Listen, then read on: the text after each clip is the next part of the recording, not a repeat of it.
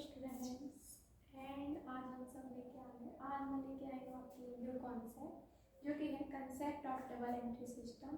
उससे पहले हम कुछ बातें जानेंगे, कुछ कंसेप्ट जानेंगे जो कि आपके डबल एंट्री सिस्टम के लिए बहुत ज़रूरी है और बेसिक है या इंट्रोडक्शन है अकाउंटिंग का, जिसको हम बोलते हैं बुक कीपिंग, अकाउंटिंग और अकाउंटेंसी। ये तीन होते क्या हैं?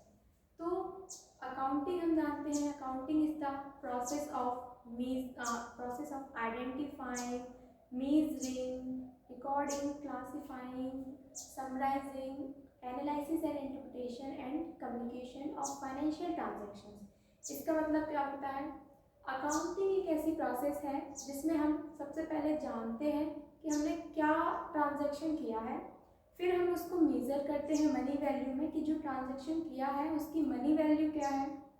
फिर उसके बाद क्या होता है, उसके बाद हम जानते हैं, उसके बाद हम ये देखते हैं कि वो जो हमने मेज़र किया है, फिर हम उसको बुक्स ऑफ अकाउंट्स में रिकॉर्ड करते हैं जर्नल के अंदर।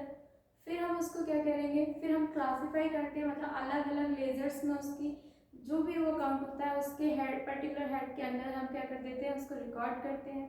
वहाँ मतलब क्लासीफाई करते हैं लेजर में। आप उसको रिकॉर्ड करने के बाद फिर आप क्या करोगे, फिर आप उसको करोगे समराइज।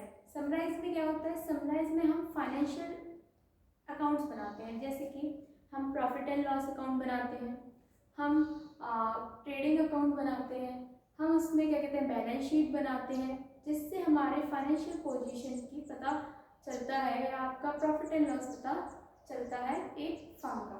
फिर उसके बाद क्या होगा, फिर एनालाइजिंग होगी उसकी। जब ट्रांजेक्शन हो गया फिर ऑडिटर उसको एनालाइज करेगा, इंटरप्रेट करेगा। फिर उसके बाद क्या होगा, उसको कम्युनिकेट किया जाएगा उसके यूज़र्स के साथ। तो यही एक अकाउंटिंग होता है।